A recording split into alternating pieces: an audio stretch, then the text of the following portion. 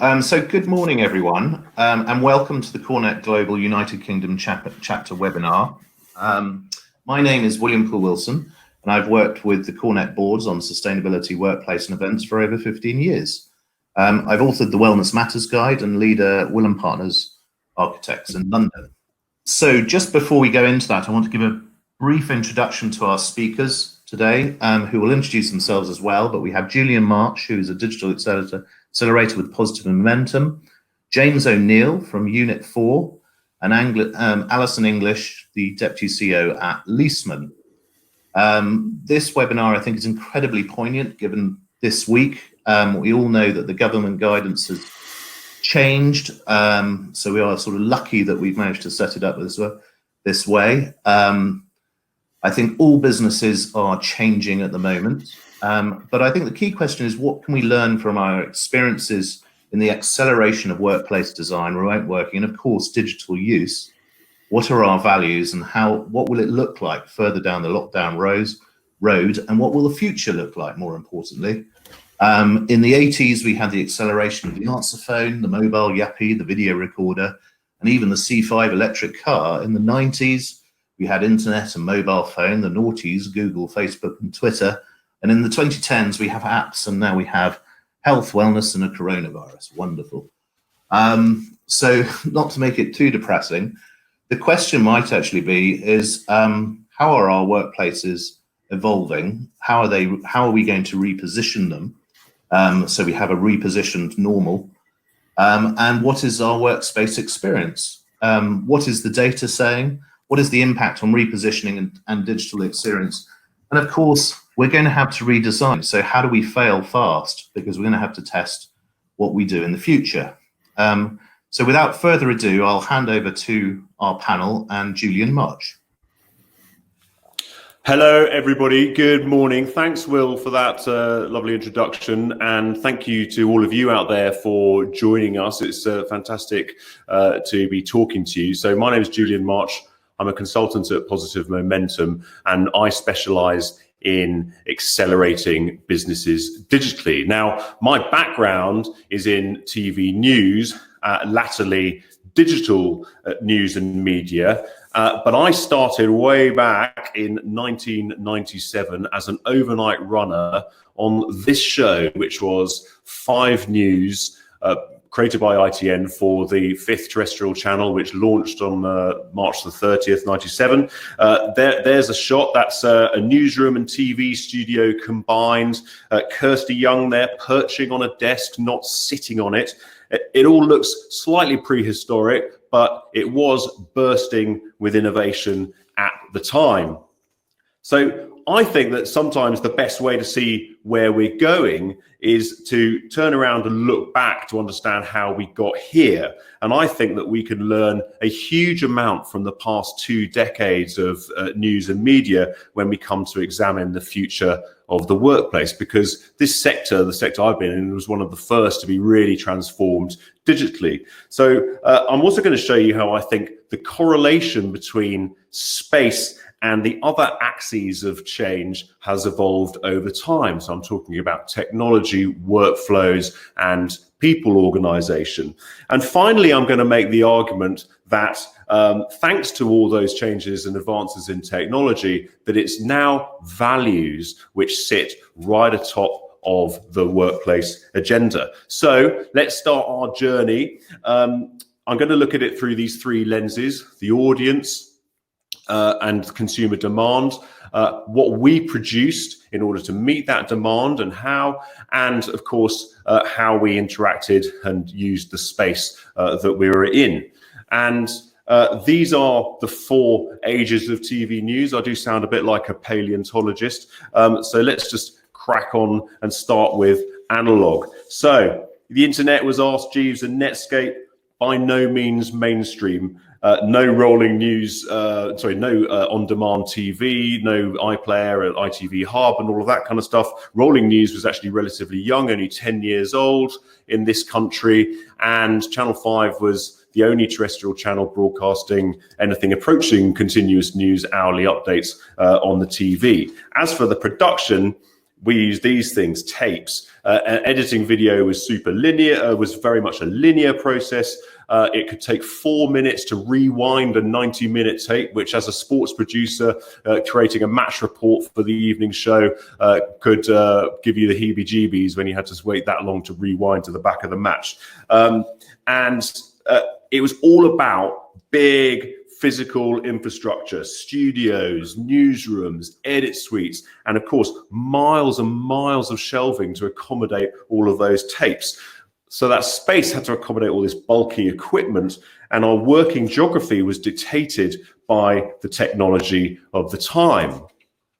Next came early digital, the age of Sky Plus, YouTube and Netflix, and with it the death of the VCR, which was a joy because programming them was a nightmare, if you remember. In 1999, I edited our evening news report from Northern Ireland on the Orange Order parades from one of these things. It's called a laptop editor. It doesn't look like a laptop, but trust me, it was a lot smaller than the mobile edit packs of the time, which used to occupy 3 gigantic flight cases. This sat on my lap in the back of a Renault Espace. That was the change. And then moving forward, only a few years later, in fact, only like 2 years later, we started editing on one of these. Now, this is a non-linear editor, one of the first in the to appear in the industry. That timeline thing is now, of course, really familiar to anyone who's used GarageBand or iMovie, but I can tell you it was totally mind-blowing at the time. Round about the same sort of time, during the war in Afghanistan, I was at Sky News, and we were able to get live video via these things, video phones from the front line of the battlefield. And this is our correspondent, Colin Brazier. So at Sky News, as you can see, this is a shot of the newsroom. Gone was that kind of delineation between technical spaces and editorial spaces.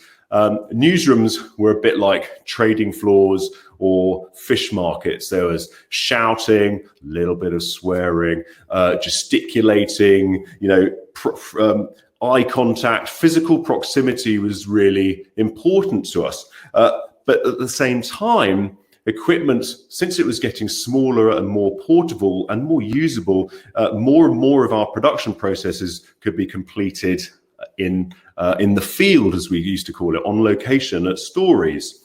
And then with the launches of the iPhone and iPad came the dual platform age. And this was an age where this guy, one of our reporters, Derek Tedder, actually used Twitter and Flickr to live blog a Heathrow airport protest. So he was sending text to Twitter and photos to Flickr. Guess what? Using his BlackBerry. But at core, these TV organizations were effectively creating the same type of content for 2 different platforms, all managed centrally in one big kind of content management system. And the social platforms were simply just an organ of distribution. However, the dual platform kind of era really pushed the imperative for us to collaborate better on the other side of the screen, so to speak. Slack launched in 2013, and it was the inspiration for us at NBC News to create our what we think was actually the world's first kind of newsroom collaboration tool called News Connect, which you can see here. And that allowed us on 2 network TV shows, 2 cable channels, and 3 digital properties to collaborate together on the same story at what we called story-centric level. So it completely dissolved the silos which previously existed, where all of those organizations would be preparing material in their silos on the same story. It just didn't seem right. So then you say that, and having said that, you'll recognize this. This is 30 Rock, the HQ of NBC in Midtown. Those advances in digital applied, as I said, not just to the consumer-facing platforms, but also to how we behaved at work, which meant that offices were connected regardless of location, and people were connected regardless of location.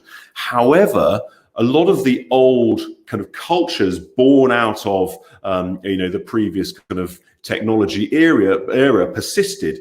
Old hierarchies in some cultures persisted, and so did, of course, the VP's love of the corner office, which was a big blocker to collaboration. In other teams, though, you could work wherever you had your laptop and an internet connection. Of course, fast forward to where we are now, and technology, massively accelerated, of course, in the last 6 months. But this was, this has been going on for a few years. Technology has totally democratized publishing. So we've got consumers paying attention to content creators of all kinds, producing content on all kinds of platforms, speaking in a voice which resonates with them on a platform that they want to use. And of course, the established publishers are now in a great big battle for relevance. How do they compete with that? So the form that you see from an established broadcaster like Sky will be completely different on TV than it would be, for example, on mobile. And then, of course, you've got the other native platforms, the social platforms like Snapchat and TikTok, where these new established publishers are on as well. But that's a really fickle world. It was Snapchat Discover 1 minute, it's TikTok the next. Consumers are a lot more fickle and flighty. So that consumer demand for so as you can see that that technology has now shifted. It's shifted from fixed computing to laptops and mobile. It's shifted from bulky hardware through to local digital storage to the cloud. Now we have agile working in multidisciplinary teams, which has genuinely dissolved and really challenged those hierarchies and those silos. So those online collaboration tools, Slack I mentioned, but there are plenty of others. And now the new, totally normal. I'm not going to say new normal. They're totally normal, enabling a large part of work to be completed basically anywhere.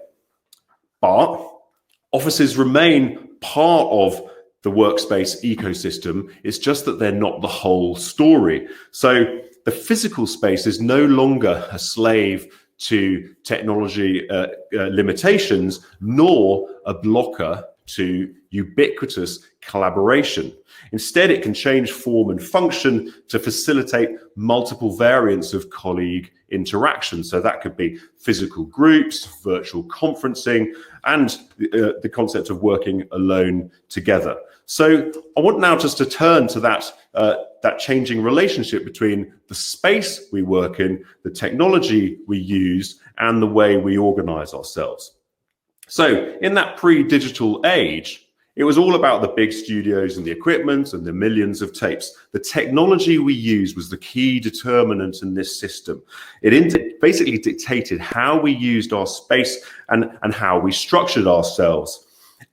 And the clear division between those editorial staff and the technical staff, the journos and the techies, and of course those spaces we use, the newsroom or the technical areas. Later, the technology started going digital, multi-skilling came into being, journalists started editing their own video. And so within the same space, the technology was again changing the workflows and the way people were organized. In the noughties and the growth of the web, that within that same space, the technology created that new demand for new sites and new products. So we all had to stay relevant to create them. And therefore, that to create a new product needed a new team and a new workflow alongside the existing teams. And that, of course, changed the people structure. So now in the age of cloud, mobile, and multi-platform delivery, we've got all those tools, Slack, Trello, Asana, the workplace collaboration tools that we all know and love. And that's made online collaboration lots easier. So the big change here is that technology has changed our workflows so that people can work anywhere. And that means that space, of course, is no longer just the office. In fact, I argue that the future of work is one where space, not just the office, technology and workflows should all be considered together. So if we rethink space in the future of work, it's impossible to separate where we are from the technology we use and the workflows we use to do it or create to do it. So we no longer need to be confined by space and technology. Instead, how we work and situate ourselves should be determined by our people. So the biggest determinant of a company's spatial operation should be its value set. That's to say, the operating system of behaviors of which it believes to be the right thing to do. So, of course, leads to the next question, which is, how do you live your company's values in the space you use? Clearly, to answer that question, you need to know, what are your company's values? So if you don't know, then you need a values workshop to find out and to be able to articulate them clearly. And then you can work out how to bring them to life for your people in your space. So, for example, if collaboration is really important for you, what does that look like inside and outside the office? Equally, how do you facilitate focus? And that, again, inside or outside the office. And importantly, and there's sort of a correlation to that, how do you facilitate diversion? Things like screen breaks, getting up and moving around. If sustainability is part of your value set, which I'm sure it probably is, then of course the energy consumption of your spaces will be really important. But as well, the energy used for your employees to travel between those spaces, whether it be work and home or different offices. If your company has made a pledge towards carbon neutrality, then how do you achieve that in that space ecosystem? Not just the building, but the whole ecosystem. What about flexibility? It doesn't need me to tell you that we are living in a world right now where rules and safety guidelines are in continuous flux and are likely to stay that way for a while. So how can those configurations of space, not just the office, but the mix of remote versus office time, how can they flex while maintaining your staff's productivity? How can your people transition not just between those remote and office locations, but between those kind of states seamlessly? And as Will mentioned earlier, employee well-being is much higher on the agenda nowadays. It's a massive area with lots of aspects to consider. The ergonomics of working, both in the inside and out. So I can tell you, getting a standing desk was the best thing that's happened to me in the last 18 months. How do people move through your physical space in the safest and healthiest way possible? It's not healthy for us to spend a long time sitting down. On the mental health side, interaction with other people is healthy as well. How do you give your people the space for a bit of peace and quiet when they need it? And of course, there's inclusion, which goes hand in hand with diversity. How do you use your space to make a diverse range of people feel like they can genuinely do their best work with you? It's to do with accessibility, not just for wheelchair users, but making open spaces open and welcoming. It's about the atmosphere that you create. Another aspect of diversity, which is often overlooked, but is really important, especially in my kind of world when we're talking technology and digital, is neurodiversity. Neurodiversity.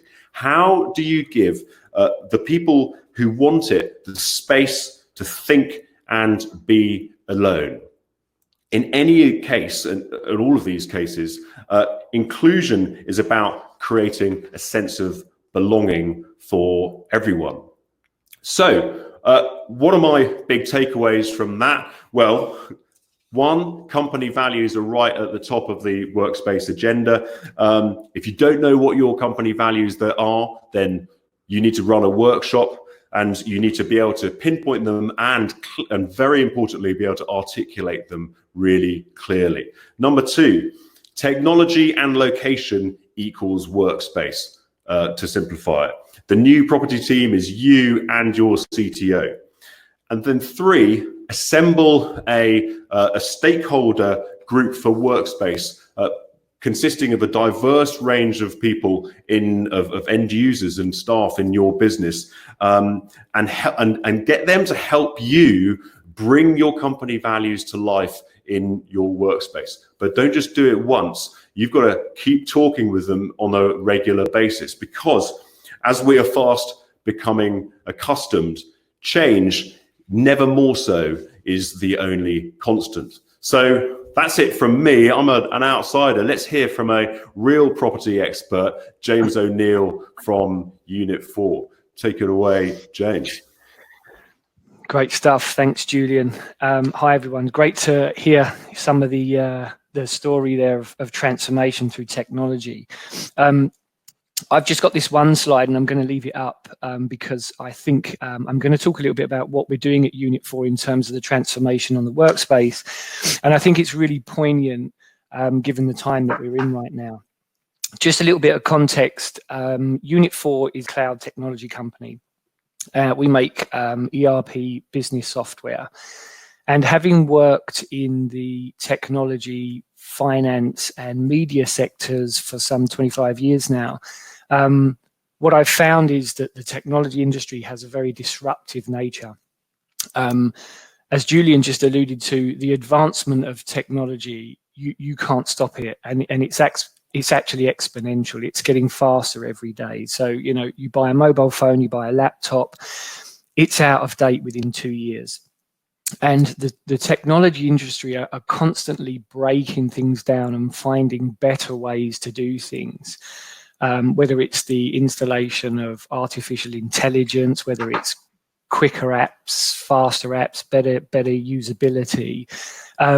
It's in this industry and it transmits down to other departments. And so if you take the Googles and the Apples of the world, you know, even maybe 10 years ago, it's fair to say that from a real estate perspective, those guys were pushing the boundaries in terms of what you could do with workspace. And so at Unit 4 here, we just released this statement last week to all of our employees globally. And I think it's a really powerful statement. So we're on a mission to empower our people to create an environment of trust, flexibility, and enablement.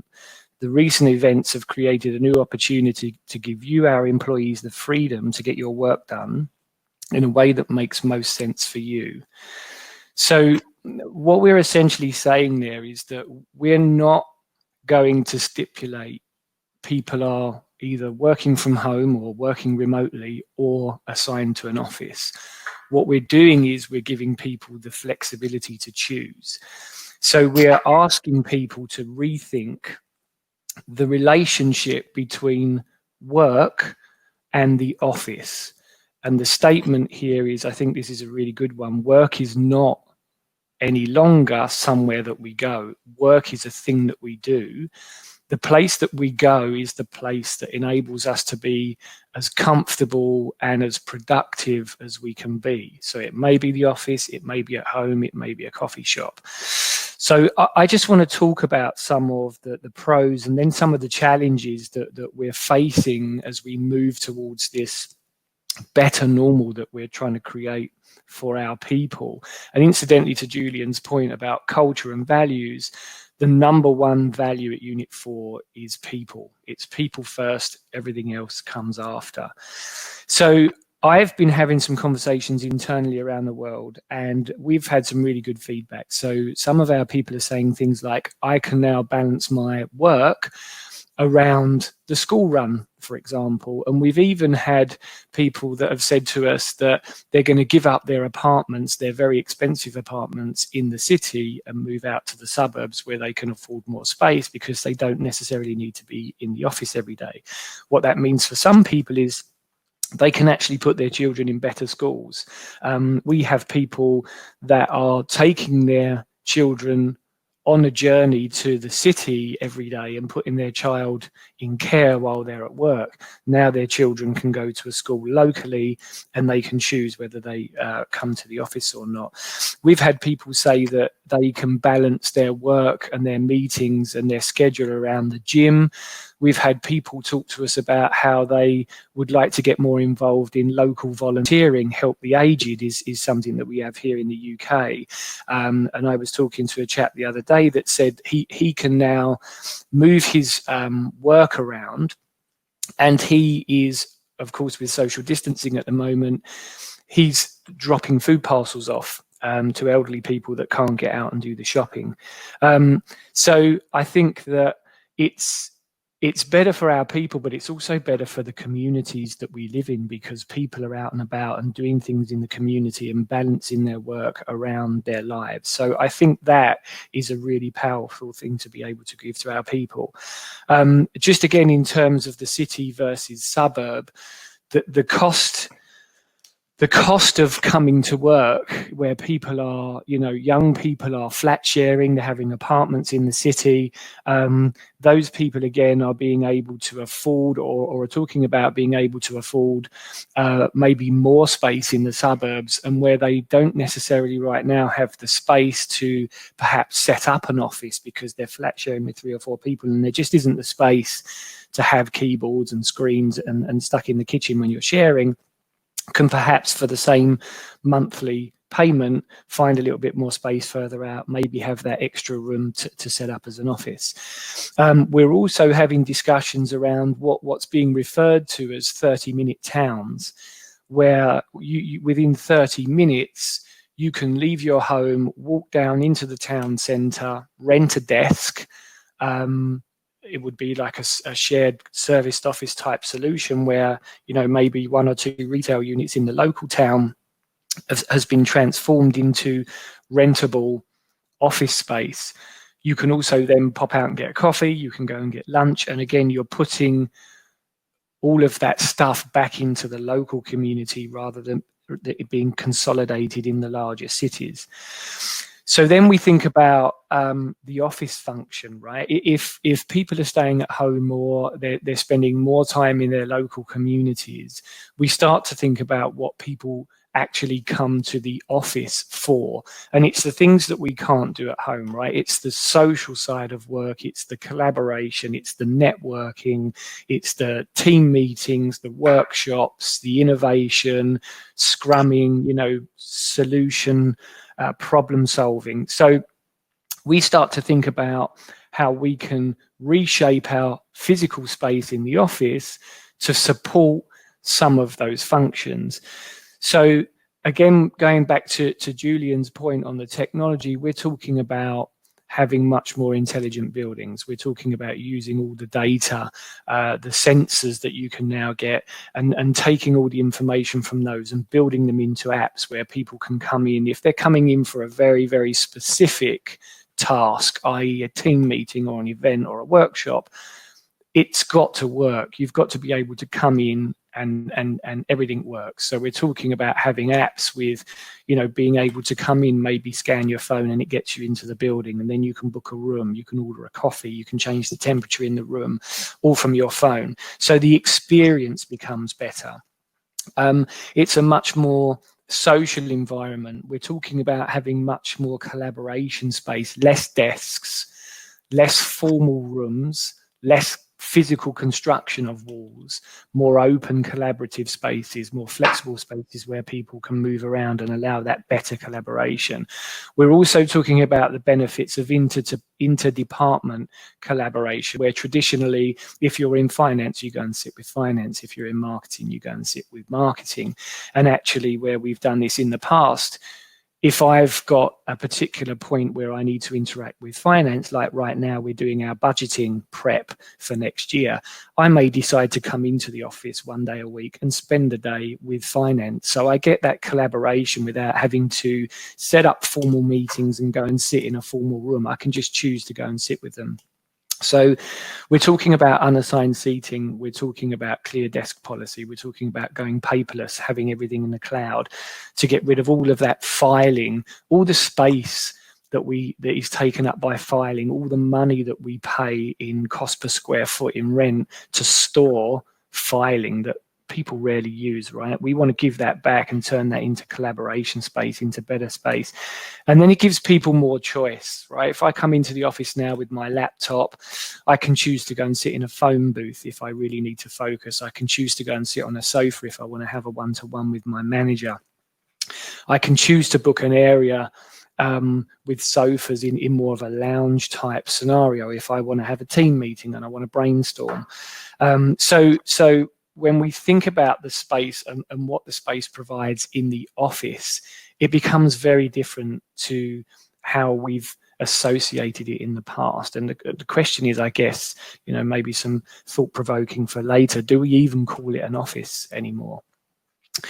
So some of the challenges that we're facing in terms of how we get there, obviously, the first thing that people ask is, what does that do to my contract? In my contract, it says I'm assigned to an office, right? So there's the conversations we need to have around contracts, existing contracts versus new. When we're hiring now, we're going to be hiring with this new flexible approach. So that will be part of the interview process. It will be part of the hiring and onboarding process to say, you're coming into a role now where you have this choice and you will be able to sit at home. You'll be able to come to the office. You'll be able to go and meet in a coffee shop. So come with that flexible mentality.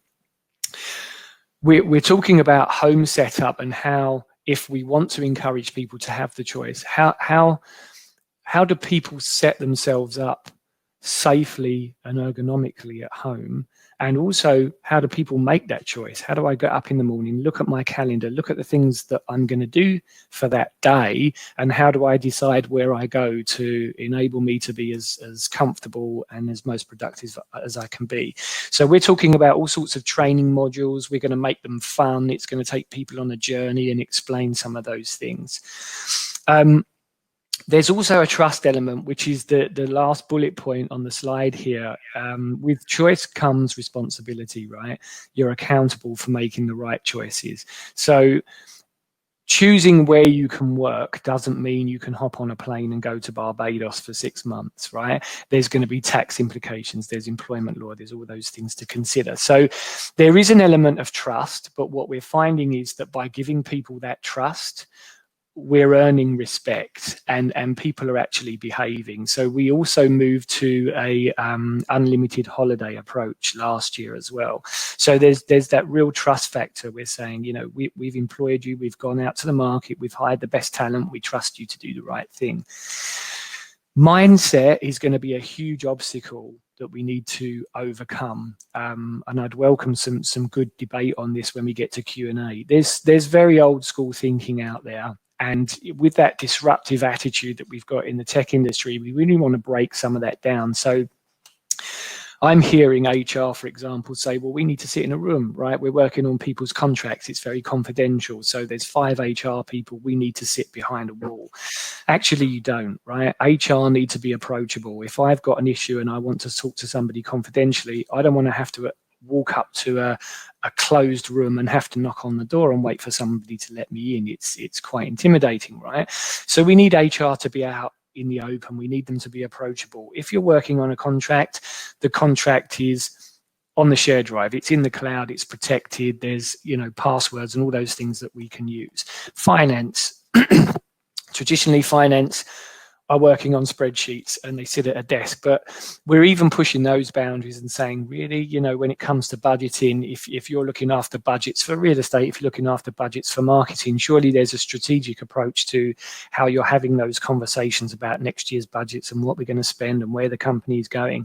And those are face-to-face collaborative discussions. They're not desk-based discussions. So even people like finance that traditionally have been sitting at a desk, we're trying to encourage them to say, get up, come away from the desk, break the mold, be collaborative, come in, speak, move around. If you've got spreadsheets to work on, perhaps they're the things you do at home. But when you come into the office, come in for those social aspects. We're talking again about printing. There's really no excuse in today's world to be printing and filing. You know, everything is in the cloud. Everything, we've got DocuSign, you know, we've got PDFs, we've got very good cloud and data storage. So we actually want to remove printing altogether. We want to remove all printing and all paper. So, you know, there's a number, like I say, there's old school thinking we need to break down. And I would encourage everyone on this call, if and when you're having those conversations, whenever somebody makes a statement, I have to work like this, challenge it, break the mold. Let's see if we can evolve and move into the future. All of this stuff is very people focused, and you need a very, very, very good relationship with HR. And in fact, what I'm seeing now, if we think about the future and the better normal we're working to, real estate, workspace, and HR need to have a closer bond than ever before, because the things that we're doing around evolving the workspace, the experience, the way that people work is so intertwined now with HR and people and engagement. We really need to have that close bond. I would say the last challenge that we're having is around utilization and data. And we're almost throwing everything that we knew in the past in the bin. So all the data we had around utilization, how many people were coming in, how many square foot per person we had, it's all pre-COVID.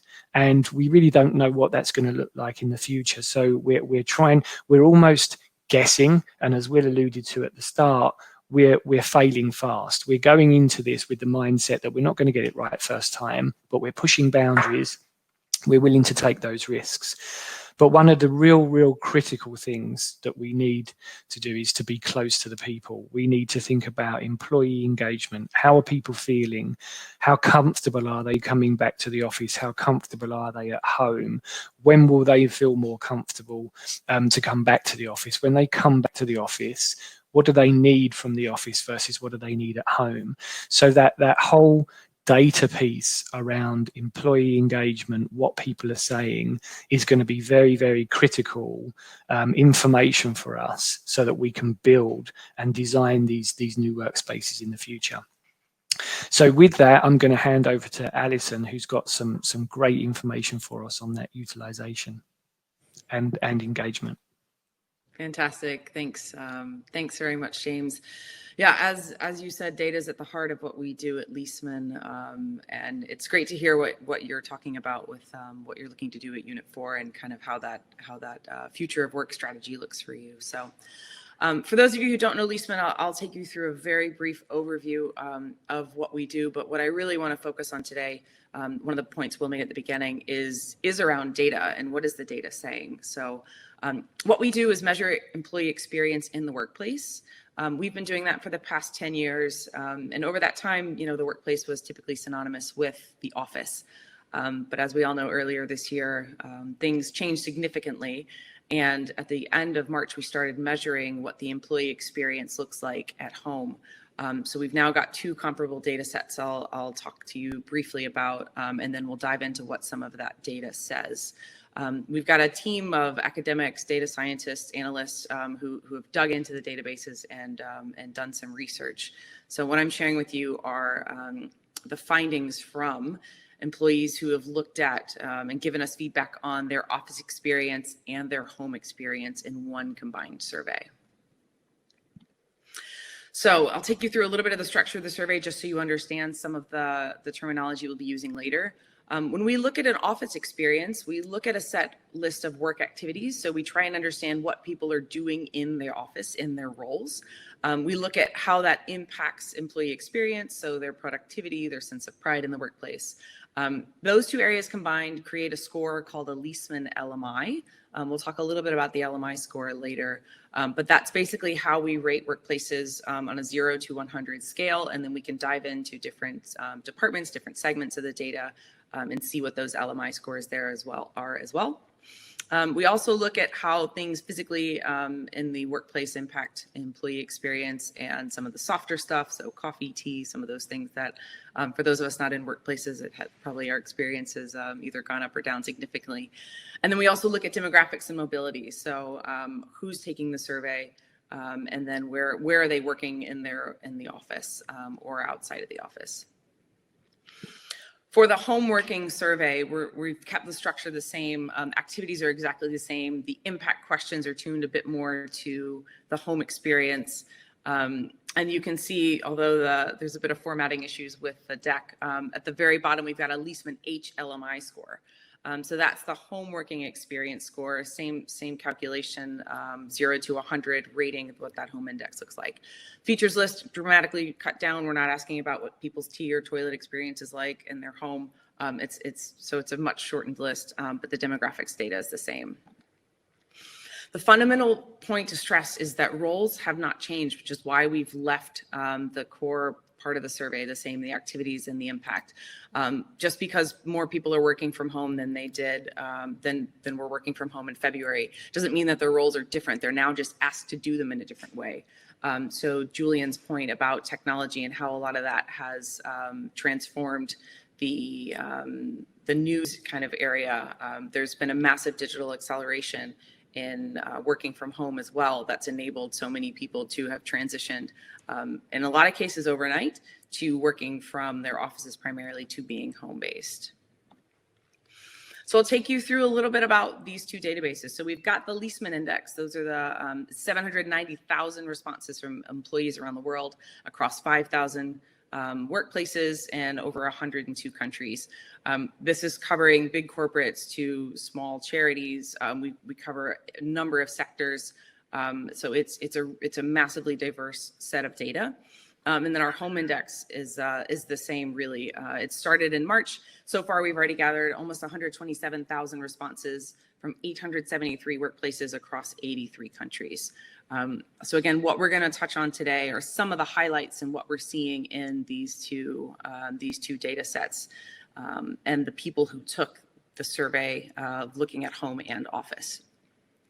So when we look at employee experience when people are working, we look at a number of different factors. We're not going to dive into all of these today due to some time constraints, but just so everyone's aware, we're looking at activity complexity and role. I know a lot of organizations are talking about 3 days in, 2 days out, or some of these kind of much more structured, finite solutions rather than the approach that James and Unit 4 are taking. And our ask of all organizations is to understand what people are doing. There are certain roles in certain organizations and certain people that are better suited actually to the home environment. But conversely, there are people who are desperate to get back due to perhaps the role, but it could also be due to things like where their work setting is and a lot of other factors. So these combined with lots of other elements all combine to make kind of what that employee experience looks like where someone is working, and all of these will shape that. So what we're going to focus on today is how do the office and home experiences really compare? So across that 127,000 responses to our home working survey, there are around 40 or 50,000 responses from people who have taken both our office survey and the home survey in one combined survey. So they are telling us at the same time what it's like to work in the office and what it's like to work from home. We've drilled down into that data and taken a sampling of it to make sure that it's not industry dominant or dominated by any particular clients. So that's taken us down to 14 organizations across 104 buildings and 13,329 responses. So the data I'm going to take you through is looking specifically at these 13,329 responses and how they've given us, what information they've given us about their office environment and how that compares to their working from home experience. So the first thing we're going to look at is that activity list that I talked about that's consistent between the office and home survey. So we're looking at the support in office versus home. So the gray line is showing you what the support in the office looks like, and home is showing you, the blue line is showing you what the home is. If you tilt your head to the left, which I know is a little bit difficult, but those are the list of the activities. You don't need to be able to read every one of them because there are some kind of key gaps. You can see at the bottom what's least supported: hosting visitors, clients, and customers, informal social interaction, learning from others. And that's where the biggest gaps are. And these are really those we activities. These are the activities that require people. They require connection. It's one of the things that offices and in a lot of cases have been brilliant at is bringing people together. You can see sort of in the middle where those lines overlap. So stuff like planned meetings, individual routine tasks, those are equally well supported at home and in the office. But then as we go to the right, we see the gap widen again. And this is where the home is better supporting activities over the office. And that's when it comes to things like individual tasks, so reading, thinking and creative thinking. And then we get into some more, they're not necessarily individual tasks, but they're tasks that require acoustic privacy. And sometimes we know in offices, especially in our office database, looking at noise levels, that can be a huge challenge. So things like telephone conversations, private conversations, business confidential discussions, all of those are being better supported in the home environment than in the office environment. And so when we look at what some of the gaps are, again, some of the smaller gaps, access to information. So we do know technology for most of the organizations that we've surveyed has held up fantastically well. There were a lot of really smooth transitions for organizations moving from primarily office-based work to home-based work. Productivity, I'll touch on that a bit later. Individual focused work, planned meetings and video conferences. But again, these large gaps, informal unplanned meetings, collaboration, feeling connected to colleagues and organizations, sharing knowledge, and again, that informal social interaction, some of the things that are, it's difficult to do over Zoom. You don't have chats, while you're making coffee or, it's dated terminology, but those kind of water cooler moments, those are significantly harder to replicate in the home environment, kind of regardless of how well our technology is held up. When we look at the same areas, looking at office versus home for the features, again, the chart reads the same. Crane your head a little bit, your neck to the left, and you'll see that what interestingly, what James was talking about with Unit 4, printing, copying, and scanning equipment, very under-supported in the home environment. So there's still a number of employees who used to come to the office to do these tasks. Now they're working from home, and it seems like printers are just not readily available. But again, to James's point, perhaps they're obsolete. Aren't there digital ways and aren't there digital workflows and ways that we can be managing those? And then just the next two I'll touch on the left, chair and desk. So there's still a number of employees while they are working from home, they don't have the right equipment. So the ergonomics and the wellness that Julian touched on, that's lacking for a number of employees in their home environment. So those two scores I talked about at the beginning, the HLMI and the LMI, those are scales from 0 to 100. What we've seen looking at the overall home database is an average score of around 74. And when we look at our average database for offices, that's looking at nearly 800,000 responses. The average score there is around 63. So for the 13,000 people who've responded to this survey, their home is performing slightly better than the office. But the offices these people have been based in are pretty high scoring. And so interestingly, their home environments are a little bit lower than what we've seen elsewhere. But just kind of keep those two numbers in mind as we go through. So when we look at environment and how it enables productivity, we don't ask about if people are productive at work. We're asking about if their environment enables them to work productively. So in the top, we're looking at the home environment. Almost 84% of employees have agreed that their home environment enables them to work productively, while only 72% of employees have agreed that the office environment enables them to work productively. So that's a bit of a challenge for any of the organizations trying to make a compelling case to bring people back to the office. There's lots of talk about collaboration and having these as hubs and collaboration zones. But one of the challenges is going to be that not everyone can go to the office and collaborate for 8 hours a day.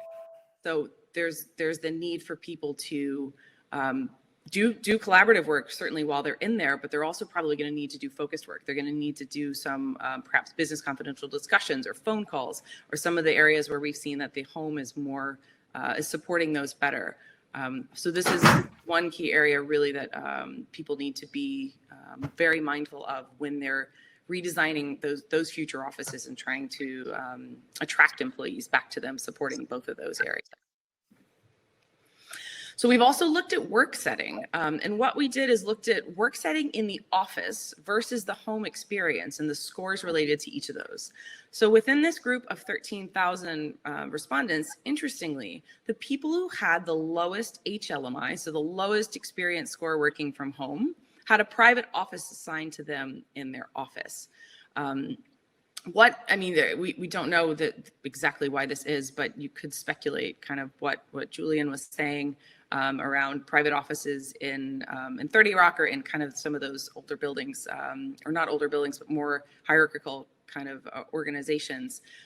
If someone's used to that in their office environment and they don't have something comparable in their home environment, so if they have been going into the office 5 days a week, always had a private office there, and weren't working from home much, there's not much of a need to have that same space in your home environment. So then if all of a sudden you're working from there more, you're going to have a lower experience score because the environment is different, and it's not what you were used to if you're doing lots of that work that requires focus and concentration in some of those areas. On the other side of that, we found that the people with the highest score working from home were working from a shared team table. And then in the middle, with 71.1, were employees at a flexible, non-allocated workstation. So something to keep in mind is when we're looking at experience at home, where did people come from?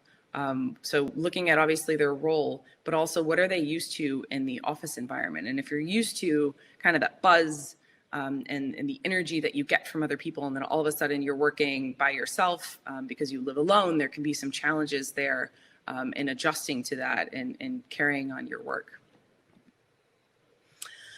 One other area we looked at then was diving into individual levels and comparing the office experience to the home experience. So on the left on that x-axis, we've got the LMI, and then across the bottom right, it's the HLMI. So on the left is people's office experience, and on the right or on the bottom, we're looking at home experience.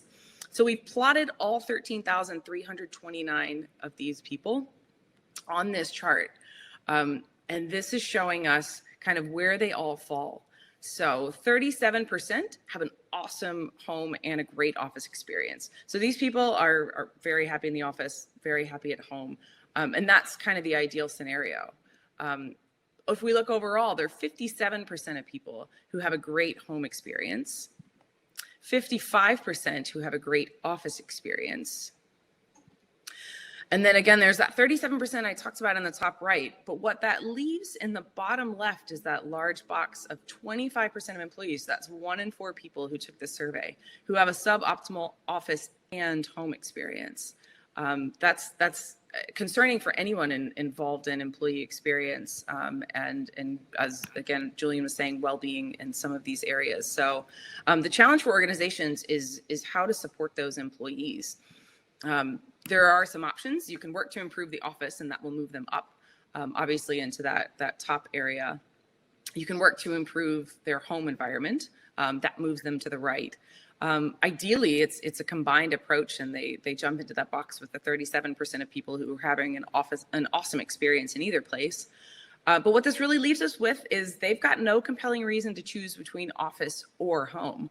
They're in kind of this limbo land, and these are the people that we feel need the most attention in making sure that they are getting the support that they need for the roles that they're doing and where they have to be doing them. To sum it all up, and kind of what we think are the most important things to pay attention to and to take away, on average, employees' home working experience is good, but that's not for everyone, and it's certainly not for everything that employees are doing. Organizations need a deeper understanding of employee roles that's going to help them strategically plan how they're getting back to offices and kind of what the new, what James said earlier. It wasn't new normal. I wrote it down. I can't see it. Sorry. But he made a really good comment. That wasn't new normal, but better normal. Better normal. Thank you. That was it. Repositioned normal. Yeah, that's it. Exactly. And I think, and especially this in light of the government information that came out earlier this week, there was a thought that we were going to be moving more and more people back into offices. But now, you know, the advice is that everyone needs to be working from home in the UK if they can. So how do organizations then cope with the employees who thought they were getting back in or who had gotten back into that groove of going to the office and getting support there? And then all of a sudden that now not really being available to them. So the last 2 points, the optimal distributed strategy, it has to start with understanding how employees experience all of the spaces available to them. So we've in this study looked at home environments and the traditional office environments, but more and more what organizations are starting to talk about is these third spaces. So are there co-working spaces? Is there a 30-minute city where people are popping in to a local desk that they've rented to do some work for the day? So there are a lot of factors and a lot of different places to take into consideration when figuring out employee experience. And then the last is beware of what we're calling sentiment drift. And that's as lockdowns ease or as they tighten and employees, again, especially those who aren't suited to be working from home, as that changes, how does that impact employee experience? And as this drags on, we're hearing, you know, it could be another 6 months before perhaps we're out of the current situation and things maybe start to get slightly better. How do we keep an eye on those things? How do we monitor the change? How do we understand really what's happening with employees and their experience and in their place of work, wherever that happens to be? So just kind of the last bit, for anyone who's not familiar with Leaseman, on our website, we've just got a bunch of resources, and all of the data that we publish, all of the research that we publish is freely available. So if you'd like to understand more about some of our findings, just check that out on the website. And with that, I'll turn it back over to Will. Thanks. Thank you very much, team, and that's bang on time. We've got 20 minutes for questions, of which we got a few in. So thank you, Julian, James, and Alison. And I think I'm going to place the first question over to you, James, which is, how do you see the workplace as a tool to support your business culture and motivations for people? And I'll just also bring into that part of another question, which is, how many employees do you have globally? And do you see any differences globally, perhaps? That's a great question. And thanks. So again, I think that, you know, our entire business platform and our values are based around people. It's people first. And so again, what we're trying to do is to give people the freedom to choose. So we're not stipulating you must come to the office, you must stay at home. It's a choice. So that's kind of how we're driving that culture. It's trust. It's saying you choose, you know, you're grown up, you're best in class, you're top talent. You know, we went and found you, we asked you to work for us. Now we trust you to do the best work of your lives. So that's we're trying to bring that culture of trust and flexibility and choice into everyday life. So it's the office and the home, and how do we set the two up? So we have somewhere in the region of 3,000 people globally. We employed 250 people since lockdown, actually. So it's still on the up. And yes, we are, and this is where Alison's data comes into play, and it's really crucial. We're seeing some differences. It's very fair to say that in some parts of the world, working from home is easier, right? We have better living accommodation. We have better internet, broadband connectivity. We have offices in places like Jakarta and, you know, Kuala Lumpur and places like that, where people live out in the suburbs and they share apartments with lots of other family members. They don't get the quiet time. They don't get the connectivity and the speed that they require to do their job. So I think that you know, in all of this, the underlying message is that we're trying to do the right thing. We're not forcing people to say, you must work this way, you must work this way. We're trying to create an environment where an office supports a number of ways of working. Home, as Alison showed, supports a number of ways of working. And we're trying to get the good mix between the two. One thing I think really important is to go back to what I said about that disruptive mentality and challenging people. So, for example, if somebody is reporting that they don't have a very good home experience, is that because the physical environment at home isn't great? Or is that because they have a manager that doesn't know how to manage people remotely and expects them to be in the office every day, right? And so for the last 6 months, they haven't been able to achieve their manager's desire, and therefore they're not feeling that they're contributing. So do we then take managers on a journey and say, this is how you manage people remotely, right? And get the managers to think very differently. And then does that home work experience become a little bit better because they're getting better reviews, better feedback, because their manager is now understanding a different way of working? So I guess even when people say this is good, this is bad, we've got to really start diving into why is it good, why is it bad, and is it bad for a reason that we can change? And it might not necessarily be because they haven't got a screen, or they haven't got a keyboard, or they haven't got a certain room. It could be just old mindsets of management and leadership that have to change. So that was a very long way of answering that question. I hope it answered, but you know, some of the thinking that we're going through. Good. Alison, do you have anything to add to that, perhaps? Yeah, I mean, for us, James is spot on. It is about understanding what those differences are, and it's not, as you said, it's not as easy as buying equipment necessarily.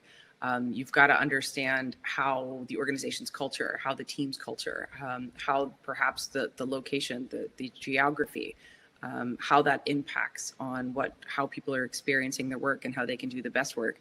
And then, like you said, setting up an environment that enables them to have that choice to be able to do the best work where they feel they can do it, depending on what they need to do that day. So, yeah, spot on.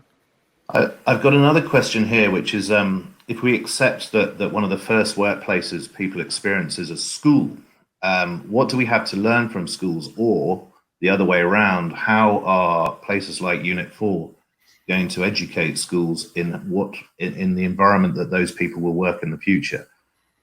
Jules, I might put that one to you first as a sort of more independent view, just as a sort of free thinker.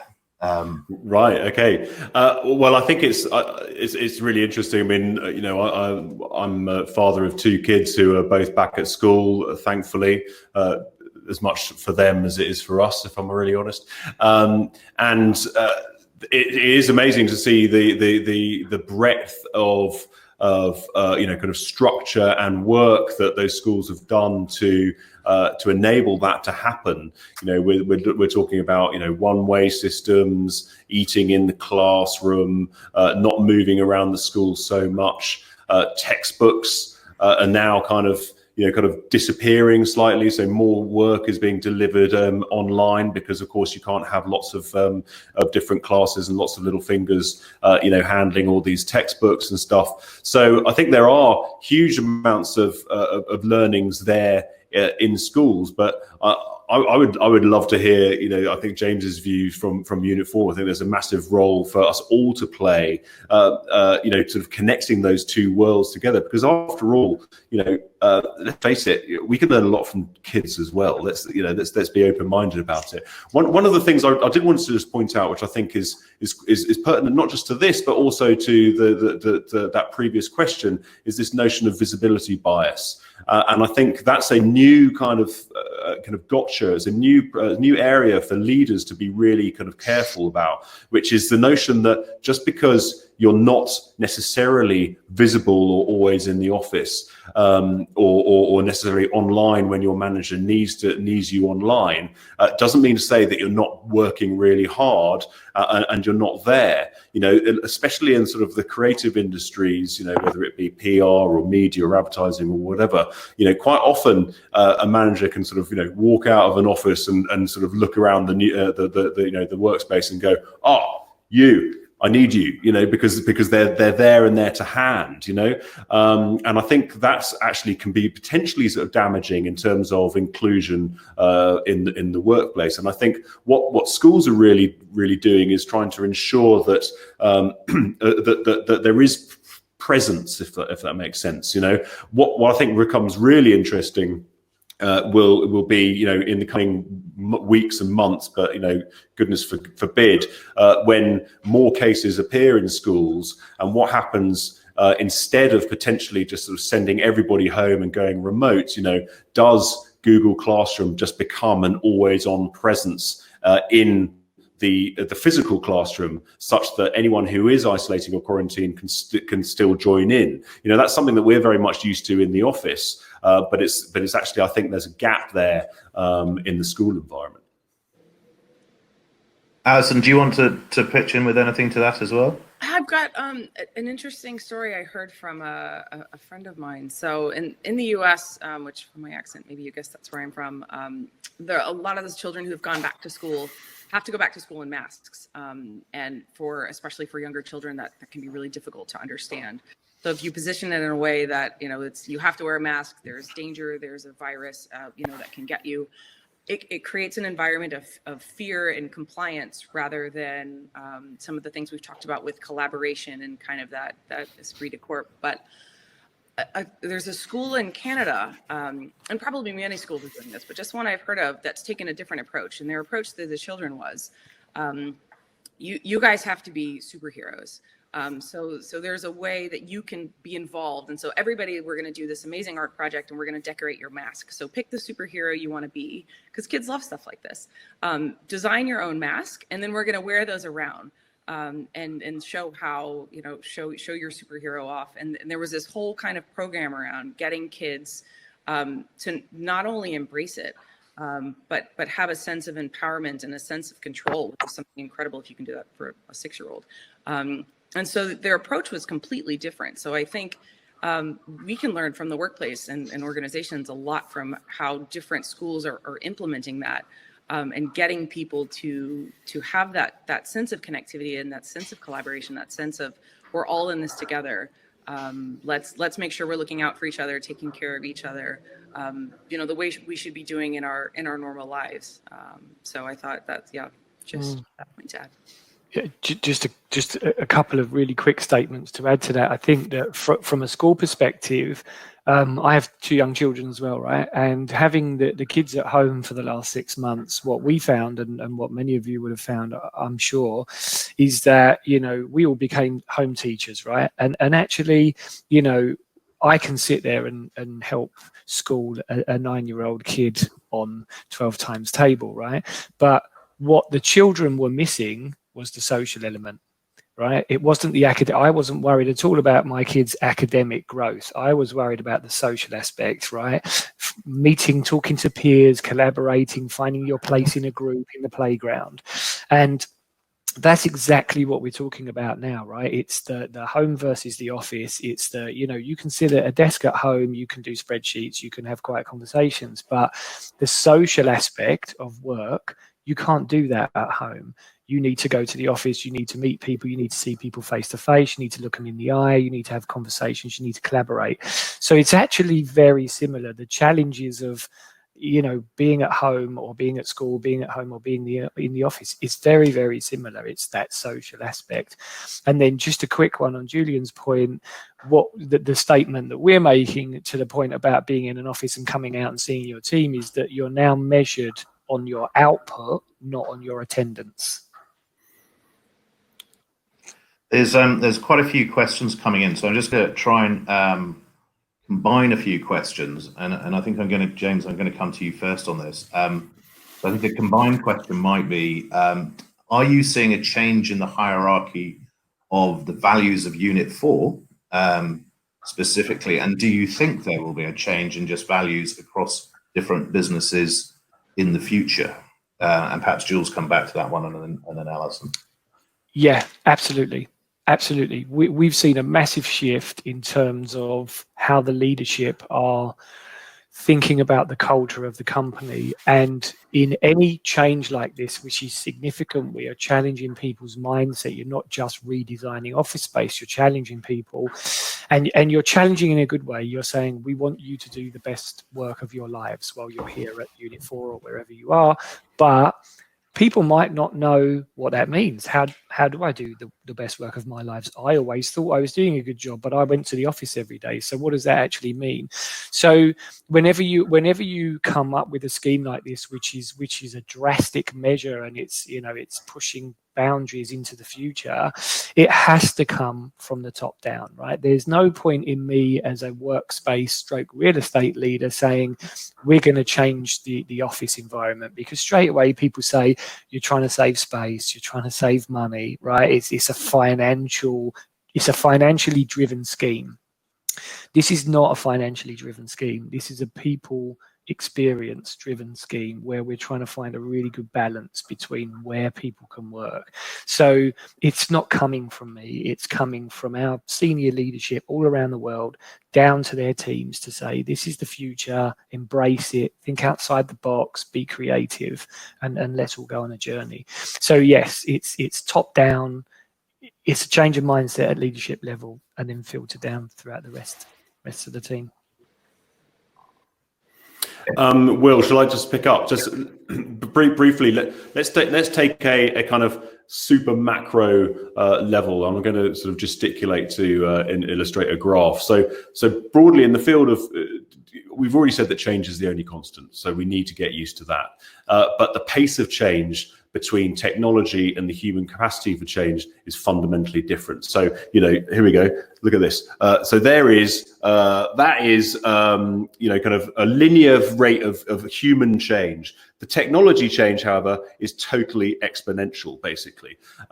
Just Moore's law, et cetera, et cetera. The capacity for technology to evolve is running at an exponential rate. So, a cataclysmic event like, for example, a pandemic might kind of advance human, kind of capacity for change in a jolt, but fundamentally, at a fundamental level, it's still linear. So even no matter how many kind of cataclysmic type events that you have, there will still be an exponential divergence between the pace of change of technology and the pace of change, or the capacity for change in humans. So in order to kind of cope with that, as we head through to the technology singularity, the best way to kind of navigate that is to actually focus back on what's really important. And no matter, kind of how far artificial intelligence goes, we're still humans on this planet, and the technology enables us to be better humans, and we need to focus on our emotional intelligence.